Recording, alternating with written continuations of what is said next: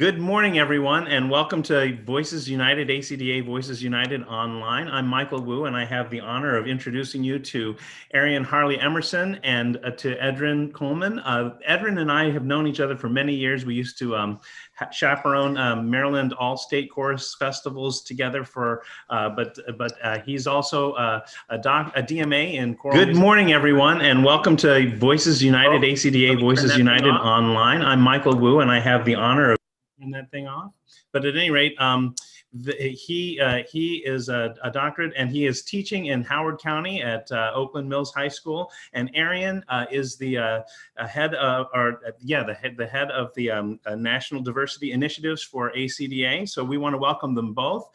When we're talking about Black Music Matters and the discussion of repertoire, race, and responsibility, I had the privilege of also talking with Philip Schultz in Minnesota, and what he said was, it's one thing to just have that Black Lives Matter statement. It's one thing to believe that you can add a spiritual or gospel and cover the ground. But really, what we need to do is make a fundamental change where we give everyone of different cultures, of different races, of different socioeconomic strata, the chance to belong. And that's what we do as chorus leaders and choristers.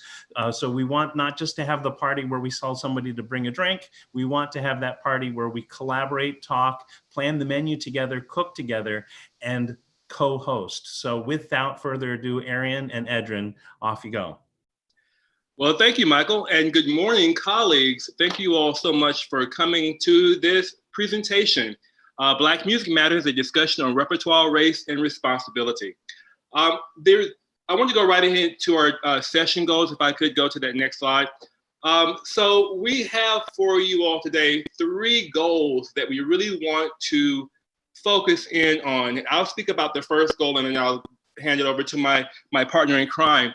Our first goal is to introduce successful non-idiomatic choral music by Black musicians for non-audition and developing choirs. What does that mean, Edryn, non-idiomatic? Well, we will get to that in a minute if you have not heard that term just yet. But outside of that, we also want to expand and talk about all of Black music. We won't just be talking about non-idiomatic. That will be some of the focus, but it won't be all of the focus. Arreon? Our second goal is we're going to challenge the way we think about what is and what isn't Black music and our approach to selecting and performing it. So that ties into the first bit about idiomatic versus non-idiomatic music, which we'll delve into in just a little bit. But we also want to talk about why we choose the pieces that we choose. Whether you're choosing a piece of idiomatic or non-idiomatic music, there are certain things that one should look for in a piece of music, which is primarily that it's good music. And how do you know it's a piece of good music? We'll talk about that more later. And our final goal for this session is we want to work to develop a comfortable atmosphere that opens a continued discussion on Black representation in choral music. As I said, this discussion is not just about non-idiomatic choral music, and then we'll talk about it in a moment. We want to talk about all of the things that encompass Black choral music, student feelings, picking out repertoire. We won't get to all of it today. We won't solve all of the world's problems with race and being Black in choir in this 1-hour session, but we hope to touch on some things that will get you thinking and maybe have you asking the right questions and give you some tips and tools to further your teaching and to explore being anti-racist in the way that you do your teaching of music. Next slide, please. So the term non-idiomatic refers to anything that is not of a certain style. So when we think about what is Black music, we think about spirituals, we think about jazz, we think about gospel. Well, that is what would be considered the idiom for Black music. Well, we don't want to talk about that frame. We want to get outside of that frame and not idiomatic. So the things that we hear that one may assume, oh, did a Black person write that? Those are the things that we're talking about that are non-idiomatic. And I want to give a shout out and a big note to my best friend, Dr. Marcus L.A. Garrett, who's coined the term non-idiomatic in his dissertation and doctoral work. Please visit his website, marcuslagarrett.com, which gives a compendium of wonderful pieces of non-idiomatic music by Black composers. So now that you know what non-idiomatic means, we want you to think about these things in the terms of you working with Black students, picking out your repertoire, dealing in all aspects of Black culture when it comes to choral music. How do you select your music by Black musicians? How much time do you spend teaching that music in your programs? Do you only pick music that are spirituals by Black musicians? Do you only pick music that fits that what someone would call that idiom that we put into that box of what is and what isn't Black? Do you place those sections or those selections at the end of your concert? That's something we have a conversation about. Arreon, I'll turn it over to you to finish that last one. So we're also going to talk about how your Black students feel in choir. Do your Black students see themselves reflected in your classroom? Do they see themselves reflected in your repertoire? Do they see themselves reflected in the cultural contextualizations that you provide in your classroom as well? And then I also think that we're good, well, I know, we'll talk about this later, is we'll also talk about, well, what if I have an all-white classroom? What is my responsibility? How do I begin to have those conversations about race and injustice and equity? And that is something that is a huge responsibility, particularly when you do not have students of color in your classroom. There is even more of a reason for you to be doing this repertoire, and there's even more of a reason for you to be having meaningful conversation. Yes, sir. Now, before we get down to the heavy part of talking about the conversation of race, being the teacher that I am in Arreon too, we are sharing teachers. I like to share. And so one of the things I want to do is not only talk about the non-idiomatic music, but share with you some Black composers who have accessible music. So often I have conversations with colleagues who say, I would love to do music by Black composers, but they're so hard. This spiritual has 16 parts, or this gospel piece has all these parts, or it's written in such a way that my kids can't sing it, or I don't know how to teach that style.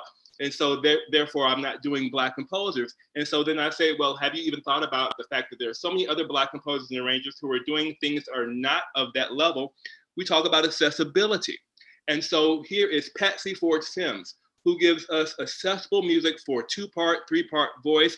And I found out from a lot of colleagues that people didn't even know that she was Black. This woman has been writing music for years. I in my mind, I kind of akin her to Undine Smith Moore, because she started writing music for her middle school choir because she was in a poor Black school where she didn't have money to buy music for her students. So as any good teacher does, she started writing music for her kids to sing. So much so she's received so much acclaim. As you can see, one of the highlights of her career was she was commissioned by Pope John Paul II to write a piece for the Vatican. This piece, Musica Vuma, it comes in 3 voice parts, and it's also available SATB, available ePrint. I'm sorry, I try to find things if I can, when I can, to share with teachers that come in multiple voices, so that if you like it, it doesn't have to just be for a beginning choir. But as I said before, we're trying to find things that can be for all levels, for accessible choirs, for 2-part, 3-part, 4-part. And so let's go to the next slide and let's hear this piece. I want to introduce you to Musica Vuma by Patsy Ford Sims.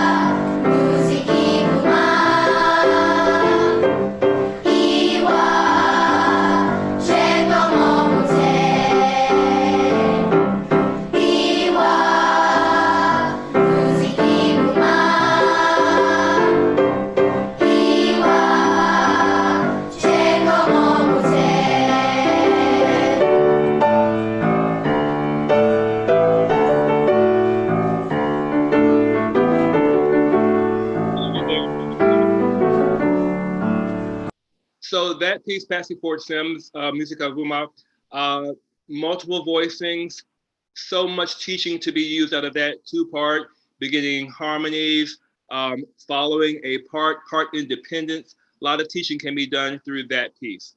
Arreon. I love that piece. Thank you for that, Edryn. Another composer that I definitely want to make sure that you know about is Reginald Wright. I absolutely love Reginald's music, and you can find much of it on his website or other places. So this piece that we are going to look at today is a soprano alto piece with hand drum and handbells. If you do not have handbells, you can substitute the handbells with hand chimes. Hand chimes work really well. If you don't have handbells and you don't have hand chimes, you can use xylophones, you can use glockenspiels, you can use metallophones, you can use vibraphones. So you've got a real variety of different instrumentation that you can use and that you can find within your classroom. Or wherever your rehearsal room might be. So some facts about Reginald. So he is a he's a music teacher in a public school in Texas. He's very active in TCDA, if you don't know that. He is definitely sought after as a clinician for both gospel music and other classical idioms. And what I think is just really interesting is that he began playing as a trombonist. So I always think it's really interesting to see where people come from and how that kind of might inform their work. So what we're going to listen to next is a nice piece by his. It's called Medieval Fa La La. So you'll kind of hear the play on Deck the Halls. I love that it is modal. It gives a great opportunity to do something outside of just major. So it provides a lot of opportunities to talk about mode. And also with the hand drum part, it's really wonderful for teaching rhythm. If you are a Gordon person, or even if you're using Takatimi syllables, it's really great to use this piece to work on rhythm as well. So here we go.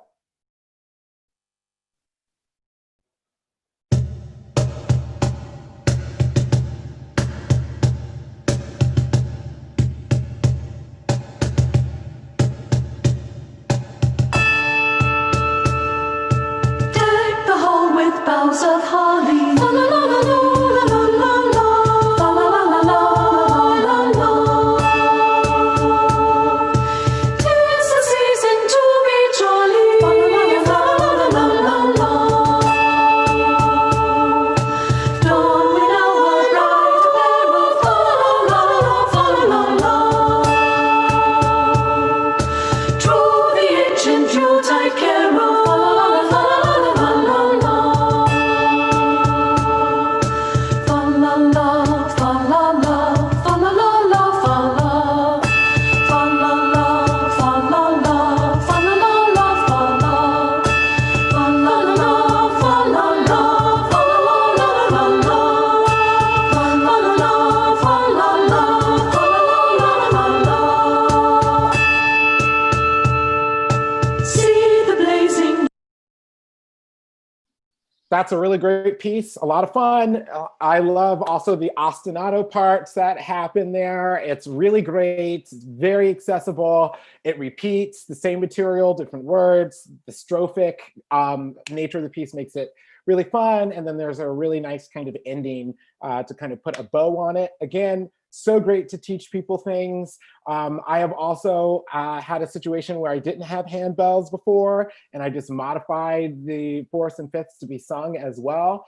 So you can also do that too. And it works really awesome, particularly if you have a couple of singers that have great ears to be able to tune them, and you need to challenge them. So a really wonderful piece for you to consider. I love that piece, and I'm definitely stealing it. I love the rhythmic nature of it, and what I think about I love the most is for my treble course that is all women. One of the things they are consistently saying is they don't want pieces about flowers or love or things of that nature. So anything that's modal, things that have that different feel, they love that. So that is going to be excellent for my women, for my treble choir. So I'm stealing that. Thank you, sir. Next is Victor Johnson. If you don't know the work of Victor Johnson, shame on you, because this Black man writes some wonderful music, especially for developing voices. If you have that higher elementary, middle school, beginning high school choirs, and even some collegiate level choirs, because his work spans everything. So Victor, his Cloths of Heaven, I actually had the opportunity to do with my students this year, and they absolutely adored it. It has wonderful moments of teaching, sight singing all the way throughout diatonic movements. I love this piece for the teachability of it more than anything else. The accompaniment is absolutely gorgeous, and it just kind of supports the singers all the way throughout. Funny story, a Black colleague of mine happened to be in my classroom, a Black choral person, I won't say that their name, and I was playing the accompaniment to this piece, and they perked up and said, "What is that? Who is that?" And when I said what it was, they were like, "I would have never thought that that person was Black." So with that being said, here is Victor Johnson's Cloth of Heaven. Cloths of Heaven.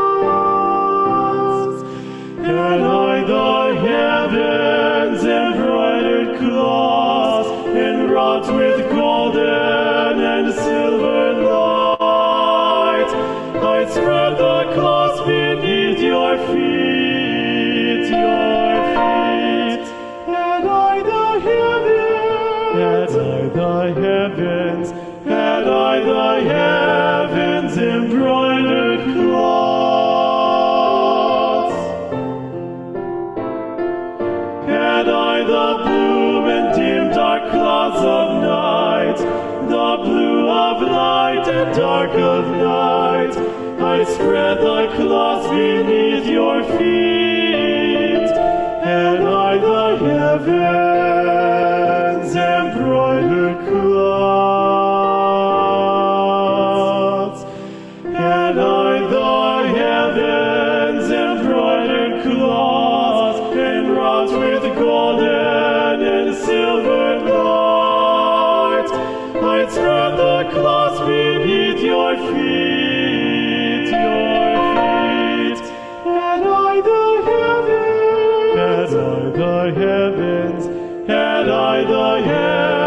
Embroidered cloths,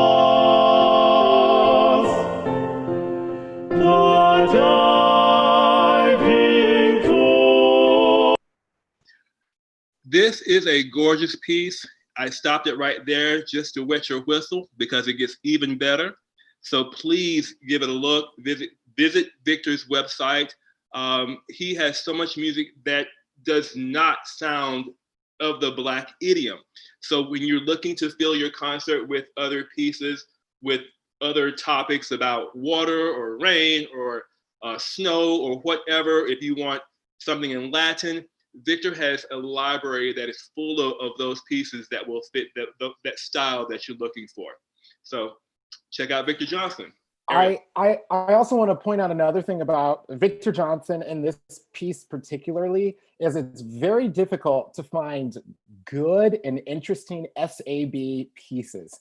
And what I appreciate this is how it is so well written, particularly for the baritone part. It never is sitting in a place that's too uncomfortable. It's really allowing them to have a sense of independence in line. So it's not like they're just singing, you know, sol, sol, sol, sol, do, you know? So I think it's really, really wonderful. And I also love pieces that allow there to be unison sections as well, because a lot of times when we do get to the middle school level, we're obsessed with getting parts, parts, parts, harmony, harmony, harmony, harmony, but we're not actually reinforcing technique. And so those unison sections really allow us to talk about phrasing, legato, a sense of line, and to be able to have that beautiful and blended vowel color that you're looking for in your choir. And then the last thing I like about this, there are many things, but one of the other things I love about this piece is that it alternates between 3/4 and 4/4 time, which I think is important for kids to be able to see. And I think it's great to be able to work with macro beat as well. So just having your kids be able to pat with that. If you're a Gordon person or a music learning theory person, this piece is a great one to use because there's a sense of a huge bar of 3. You can also find the sense of 2 as a macro beat. And then you can find those 8th notes and also the 16th notes there, and you can have them tapping all of those out, walking with it. So it's a really great way to work on rhythm, rhythmic acquisition as well. And for all my Gordon friends, like this is like the kind of piece that screams to us. So I think it's. I'll tell you why you're such an amazing teacher, because you hit on 2 things that I did with my students that worked well. Number one, my men loved this piece. For that reason, one of the things they said was, we don't feel like it's not about us. We don't feel like we're just another part. We feel like we have an actual part. They noticed that. They didn't say, they were not able to articulate, we're not just singing so and do, but they understood that they had a part that did something, that made movements, that did more than just this, you know, what we know in SAB music. And another thing that they did too was they struggled going from the 3 to the 4. And so we started conducting. And once we started putting the body movement with it, they were able to get into from the 4 to the 3 and then back. So two great things that you noticed as a conductor that worked in my classroom. And the other thing that I love about that 3/4/4/4 thing is talking about function. And because it's all related to the text and what's happening with the text, so you can start to analyze the text here, which we should always be doing with our pieces, but it's very clear when we're moving between meters that something is happening with the text, whether it's with how many beats that are in the text. So you can start to, you know, have them beat map it using their stressed and unstressed syllables, like they would be doing in English class with any sort of other meter, iambic pentameter and all that stuff. And you can look at meaning and meter to look at how Victor really is manipulating the bar line. So just, it's really rich, really rich. Love it. We gotta keep going.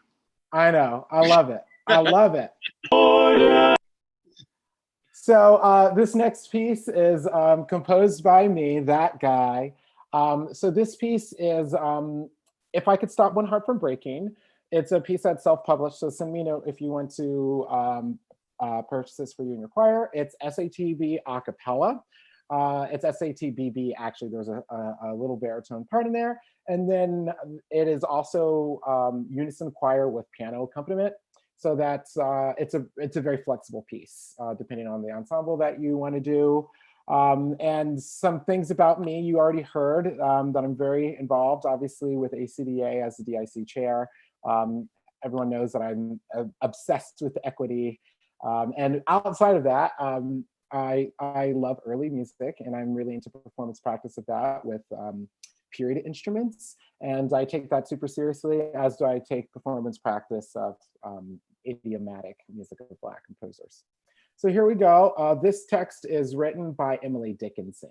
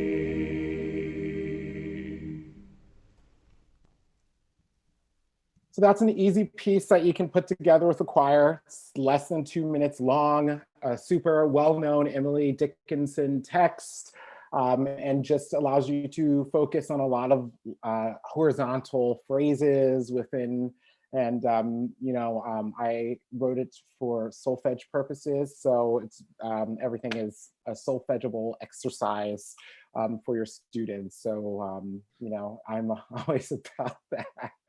That's what I was going to scream about. That is solfegeable. I am a solfege person. All of my friends who know me knows I am a solfege person through and through. And so as I watched it, I was like, my students can solfege their way through all of this. This can be a whole exercise for the day. Let's work our way through solfege. Right. Don't touch the piano at all. Absolutely fabulous. I love it. I want to go on to B.E. Boykin. If you do not know this up-and-coming composer, conductor, arranger, pianist, then you need to get to know her because she is on the rise fast. Her John 3:16 is a wonderfully accessible piece that is absolutely gorgeous.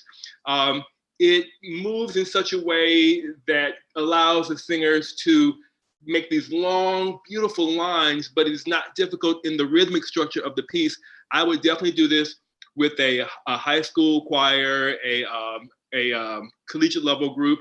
I think you all will enjoy it. It's short, it's sweet, it's to the point. And here is Brittany Boykin, John 3:16.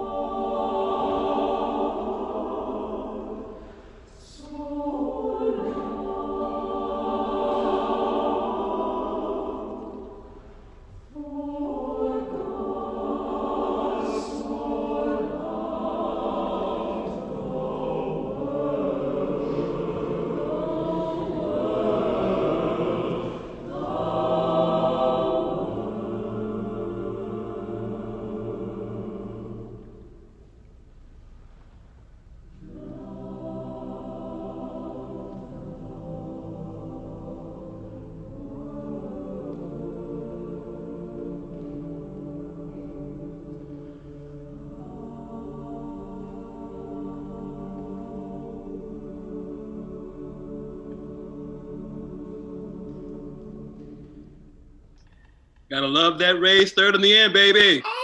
Gotta love that raised third on the end. Isn't that amazing? It's so good. It's so good. This is why she is up and coming. That is amazing. It is so well written for voice parts. Voice parts are just, it is well written music. When I saw the score, I was very pleased. I said, this is teachable. There's so much teaching that I can do in that piece of music, teaching long lines. The rhythm, once they get that motive, then you can come outside of the box with all of your other ideas for how to expand that piece and to make it really sing. I just thought that was amazing. I couldn't It is share that so with teachers. amazing. And I see folks who are asking if she has a website. Yes, we will make sure that everyone has all of the links and all of the stuff to this music. Do not worry, fret not, fear not. You will absolutely have it. Boykin's work is amazing. This is also great for church choirs to be able to do. This is what I like to call a 2 rehearsal piece. For those in church choir work, you know, if you have 2 rehearsals with a piece, that's usually about average of what you have. It is a 2 rehearsal piece. You can totally do it. I love everything about it. It really just unfolds itself. And what I think when it comes to choosing Black music, just like any other piece, you need to look for well-written music with high craftswomanship. And this is a piece with high craftswomanship. And you can tell because it is sophisticated, but not complicated. And so I think that's important, that you can see the sophistication, you can see the text painting, you can see the manipulation of modalities, and it's very subtle, but done in this beautifully sophisticated way without being complicated. So yes, yes, yes, and yes.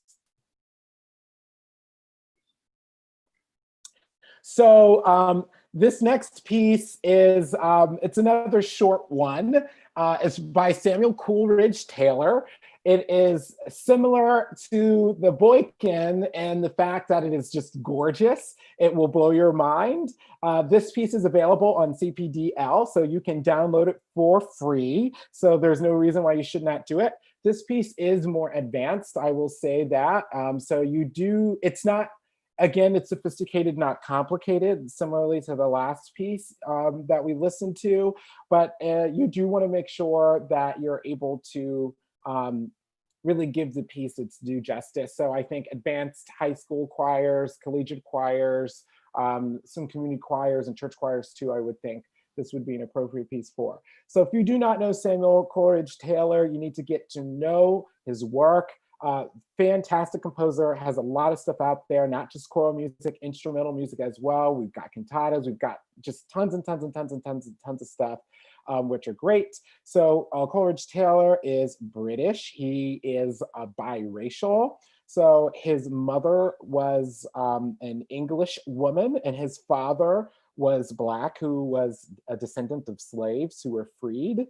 So very, very interesting history here that you can also teach with your students. And what I always like to point out is that though there is so much music, I continually mourn the fact that he died at age 37, and to think what this man could have accomplished with even 3, 4, 5, 10, 20 more years in his life.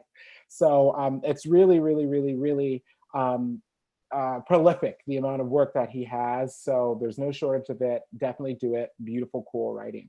So this is The Lee Shore, and it is beautiful.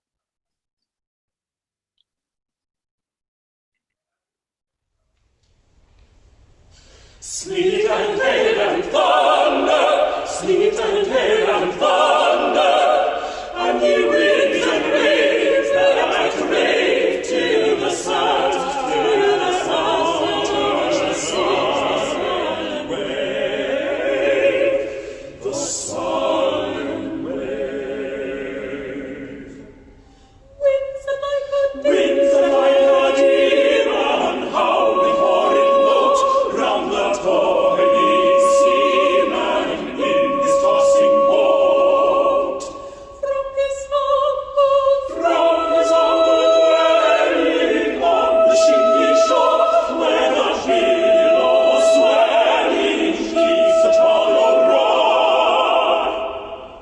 Sleet and hail and thunder, sleet and hail and thunder, sleet and hail and thunder.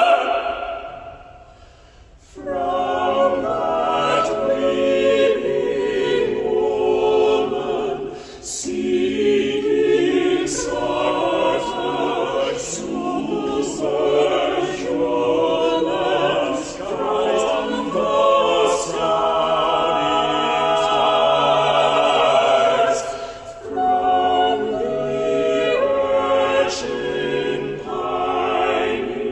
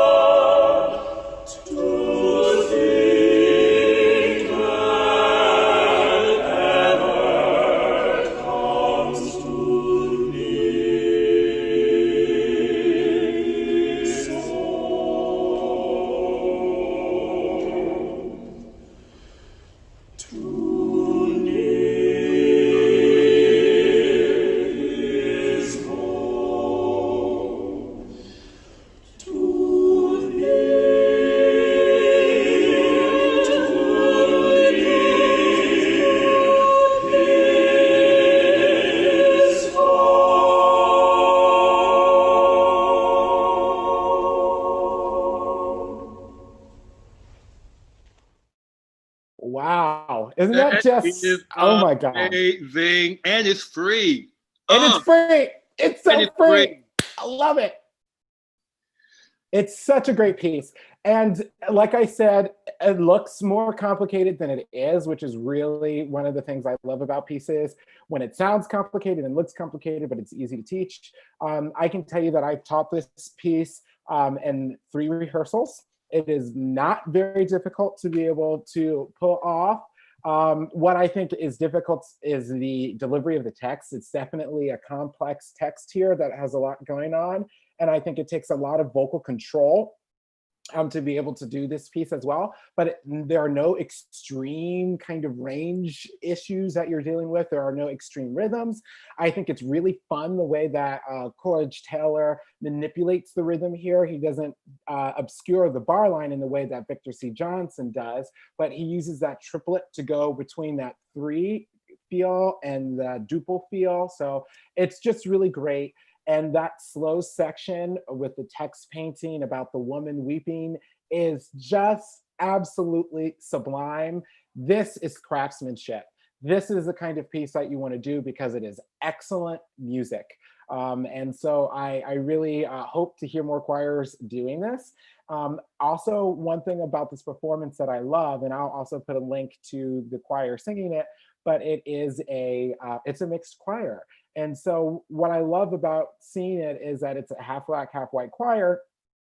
I love to be able to show that to my students, to see that kind of ensemble singing together. I love to kind of dispel myths of what the Black voice sounds like. That soprano one that you're hearing, who's singing all those straight tone things, that is a Black woman.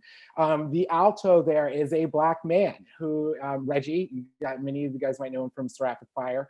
But he is the alto there. So I think it's a really great way to talk about breaking down barriers of what we believe a Black voice should even sound like, or what a Black piece should sound like. So I love it. I love Samuel Coleridge Taylor's work. Yes, yes, yes. Please, please, please program it.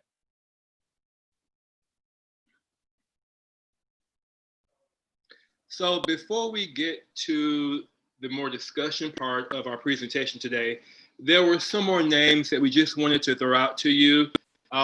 There are so many wonderful Black composers and arrangers who are very well known, who have a huge following, who do wonderful work.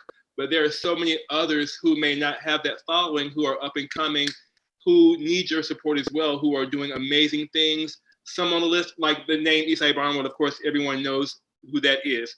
But there are other names that you may not know that we hope that you will definitely look at and explore just some of their pieces. And if not the pieces that we've shown, maybe another piece by that composer.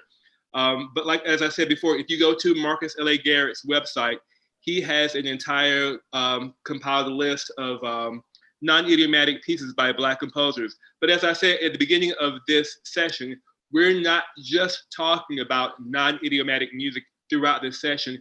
We wanted to touch on that because, as I said before, that has been a concern of some people about why they have not done music by Black composers, because they felt like the music was very difficult for their choirs, that it was written in so many parts. So this was a way that we could share with you all some accessible pieces and names of composers, Black composers and arrangers, who are doing music that is accessible for your choirs, that aren't just in all of these 8 and 12 parts and just spirituals. So we wanted you to know that there are so many more options out there for you all as choral directors to find this music, to do this music, and to understand the difference between the non-idiomatic and the idiomatic forms of music.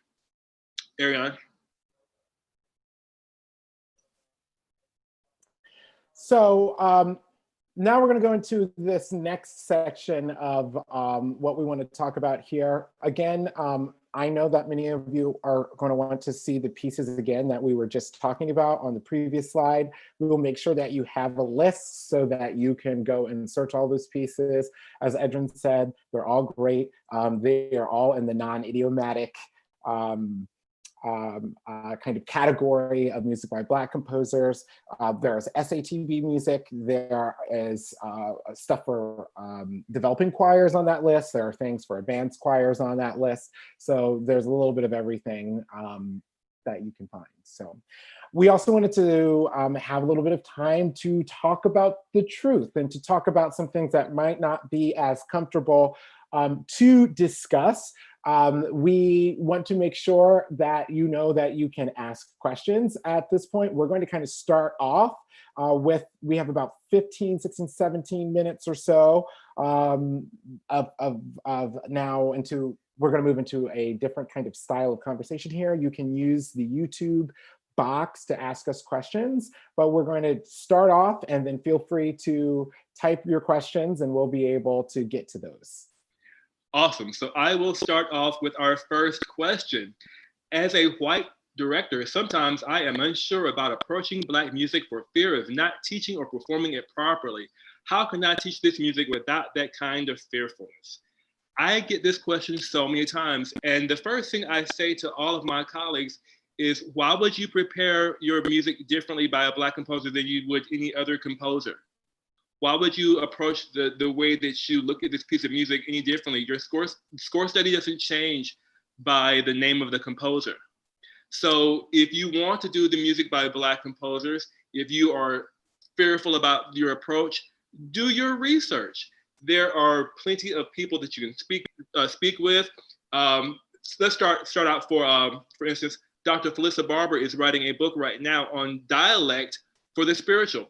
If you are concerned about, oh, I don't want to say this the right way, or I don't want to say this the wrong way, or I'm unsure how to say this in the spiritual, there will be a resource, and there are already resources out there for you to use about things of that nature.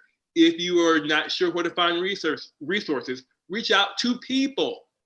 Find who are the Black choral directors in your area. And I want to make a very big disclaimer about this when I say find Black choral directors in your area. Every Black person's experience is not the same. Black people are not a monolith. So don't assume that just because you found a Black choral person that they have experience in Black church music or doing the spiritual or have any real research understanding about Black music. That is not, being Black is not the end all be all to the level of research to Black music. And as with any good researcher, go to more than one source. When I'm researching anything, I'm checking several sources to make sure that what I'm reading is correct, that the process is the right way. So reach out and find sources. Reach out and make connections. Make multiple connections, not just one. One Black person is not the end all be all to how something should be performed. That one Black experience does not equate to the entire breadth of the Black experience when it comes to performing Black music. Arreon?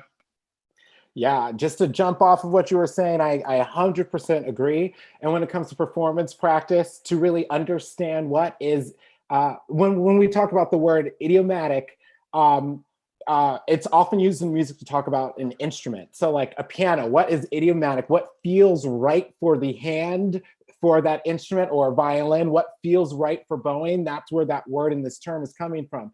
And so we have these different idioms that are composed by Black composers. So jazz, gospel, spirituals, other hip hop, all of those have a different quality to them. And to make sure that you're not performing your spiritual like a piece of gospel, because those are two different idioms with two different performance practices, which we don't have the time to get into today. But please be aware that like you do not scoop in spirituals, whereas it is okay in gospel music. There are differences. With spirituals, you take off the ending consonants, and where with gospel, you're using the implosivity of consonants and you're using aspirate consonants. So please make sure that you're understanding the difference between these different performance practices. So, or adding instruments to your spirituals. Absolutely. Absolutely. Absolutely. You better preach. So the other thing that I want to always talk about is before you hit repertoire, before you start going into all of this fun stuff, we need to do the work that is not the outreach, but the inreach. And so we need to look within ourselves to make sure that we are in a place where we are able to lead a conversation that comes from a place of understanding, empathy, justice, and most importantly, truth. So that means we're going to have some conversations about racial inequity in your classroom, or in your choral community. How do I have that? Can I have that? Yes and yes. You want to start from a developmentally appropriate area, from a developmentally appropriate space. So if you're in elementary school, you might not start by talking about the murder of George Floyd. What you might do instead is have different colors of paper and then say, wow, if you ended up having the brown piece of paper, you're not getting a Jolly Rancher today. And when the student asks why, you say, well, because it's a brown piece of paper that you're holding. That is a developmentally appropriate way in which you can have a conversation about difference and race within your elementary classroom. Skip forward to high school. They're now able to talk about the uprisings, not riots, right? The uprisings that we are having in our communities, and to begin to process how people feel. You can begin to talk with your community choirs about how making the connection between slavery and Jim Crow era and systematic racism that we have in our society today. So I think that every developmental level has a place that you can start from that is appropriate, and you should discuss it. And not only should you discuss it, you should integrate it with your repertoire. If you are teaching a piece of idiomatic or non-idiomatic music, there are instances in which you can have discussion. If you are talking about a spiritual, one might start from the historical contextualization of where this piece came from, maybe seeing if it is a map song, a code song, teaching the types of spirituals that there are, because there are many different types of spirituals, talking about the illusions and symbols that are in spirituals and helping them to really understand that. And if it's a piece that is non-idiomatic and modern, like Victor C. Johnson, you might play it and say, why are you surprised that this music is coming from a Black person? And you might say, well, what pre-existing thoughts and notions do we all have, or that society has, that made us believe that this person might not have been Black? And that is a great place to start from. And then we begin to talk about Western music and Western style, and we can even go into music theory and begin to talk about what makes a piece sound idiomatic or not idiomatic based on its rhythm or harmonic language. So please do integrate that. If you're looking for resources that you can use, I always say, don't start with musical resources, start with resources that are going to help you be an anti-racist, right? And why being anti-racist? And I always like to say this, if your house is on fire, you can decide to do nothing, or you can actively get a bucket of water to put out the fire. That is what being anti-racist is. It is putting out the fire. If you are just not, if you're just saying, well, I'm not racist, but I'm an ally or that, then you're not actively stopping the fire, right? And so that's why we want to be anti-racist. So of course, reading up on how to be an anti-racist, reading up on how to establish an anti-racist classroom, those sorts of, the new Jim Crow, those are the kind of books that you want to be reading so that you can understand historical trauma and understand, quite frankly, what I always like to say is, the question that you might need to ask yourself is, man, why are Black and brown people so angry? And to understand what that history comes from, to understand what happened in 1692 and how that has been perpetuated through 2020. It's really, really important that we do that inreach before we do the outreach. So I always say, before doing the Black music, before doing the repertoire, before you start printing out your Black solfege hands, that's what you need to do. You need to work on yourself first and make sure that you have a firm understanding of the history and that you have gone from awake to woke to work, so that you yourself are walking the walk. And while you're doing those things for yourself, you've also got to be thinking about the place of your student. How does that Black student feel in your classroom? Do they feel represented in the things that you say, in the things that you do, in the way that you talk about music that may be of what they consider their culture? Do you demonize the music that students like to listen to? Do you create a safe space, a safe musical space for those students? I talked about where you place the spiritual earlier? Do you only do your spirituals and make them fun? Do you only refer to them as being fun and not in some type of educational context? Do you put your spirituals at the end of a concert? Black students see all of these things and they get a feeling from them. They see a place. And I'm telling you, as a young Black choral student growing up in this, all states, choirs, we saw this, that the spiritual was last. We saw the choir director take his or her cufflinks off and say, now it's time to have fun, when it was time to do the spiritual.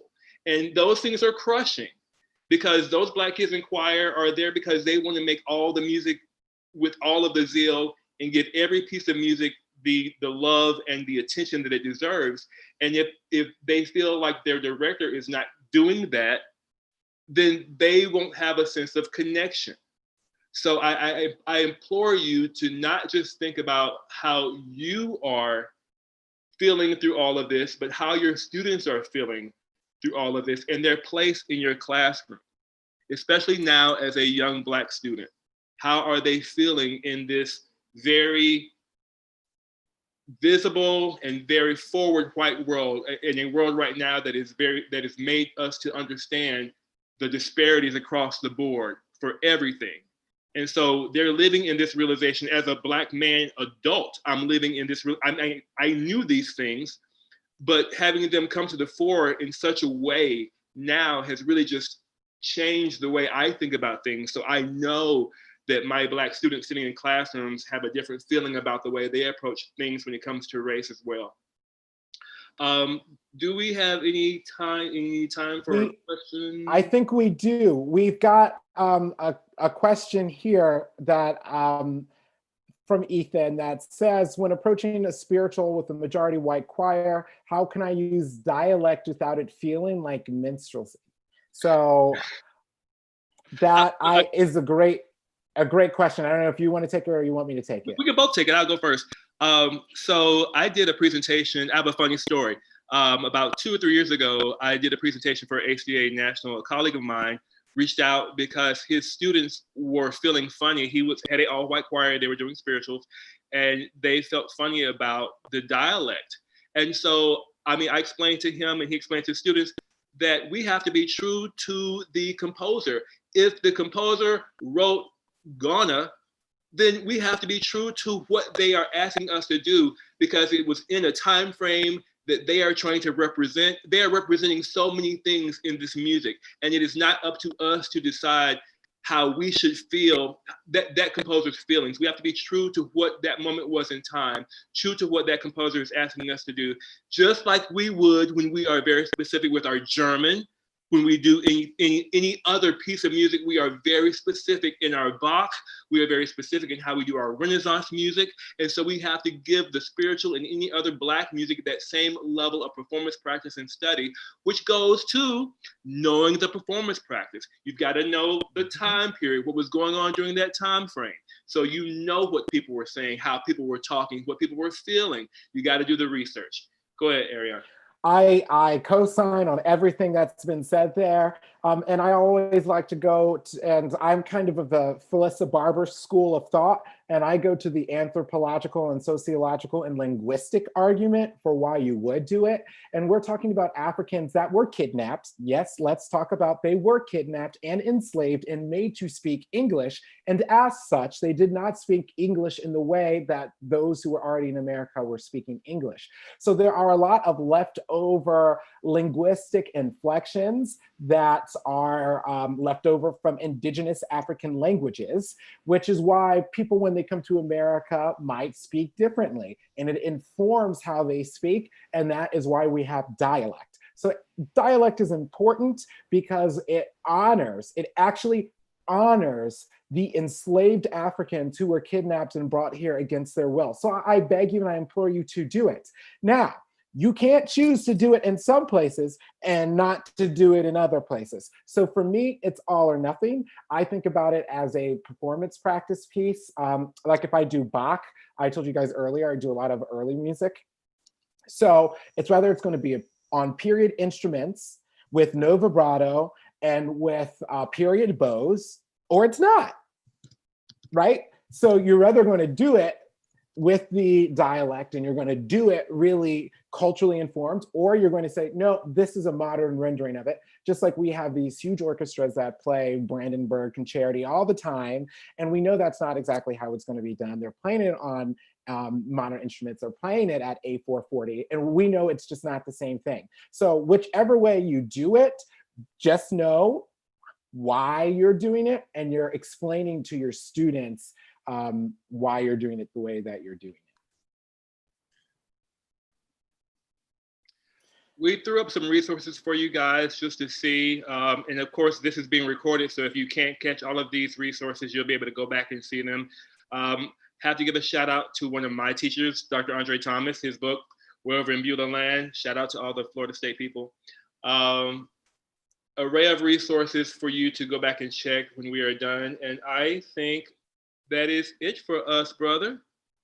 I think Thank you so very much, too. Arreon. Arreon, I do think you need to have the last word, because you need to talk about that last project that you have, particularly because it starts next week, the camp and the Harriet Tubman journey and the music. So go. So we are piloting a new curriculum for youth and intergenerational choirs.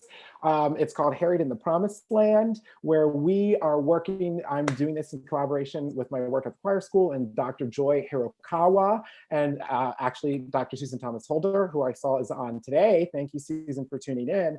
And what we are doing is we are reading Jacob Lawrence's Harriet in the Promised Land, which is a children's book, which has his beautiful artwork. Jacob Lawrence is a prominent Black artist, and he wrote in free verse. So I've composed this piece. It's a rap, which kind of sets the free verse and meters it. There's an SATB accompaniment, also SSA, and then there's body percussion. Joy has edited a piece called Stand Up from Harriet Tubman. There's a group, Do Good, Love Someone, DGLS, which is 4 young Black singers, and you might have seen their videos on YouTube. She's edited their arrangement of Stand Up from the Harriet Tubman movie. And what we're doing is we're tracing the Underground Railroad from its roots in Wilmington and up to Belcanto Youth Course, where Joy teaches in Quakertown, where Harriet Tubman was actually running. And there's a lot of history. We're going to be then rolling out this curriculum that we've been writing, and there's a lot of other historical resources, primary resources that we're using, and other spirituals that we're using, including Swing Low, Sweet Chariot, which is one of the original Harriet Tubman songs that became mapping and known with her. And we're going to be doing this the week of the 17th. So if there's anyone who might want a sneak peek, you can do that. And then we're going to be releasing this to the larger community. We hope that it will be helpful to you and have a way to integrate art, poetry, and music, and this rich history of Harriet Tubman and the Underground Railroad. If you're someone who has Underground Railroad history in your youth or community course, we would love to hear from you, and we would love to bring you into the fold after we have really launched this project. So it's really exciting. Thank you very much, Arreon. Thank you very much, Edryn. Thank you very much, everyone, for being here for this session. You know it will be recorded, so in a little bit of time, when it finishes processing, you can watch it again. You can skip to the parts that you need to make your music lists or to make your book lists.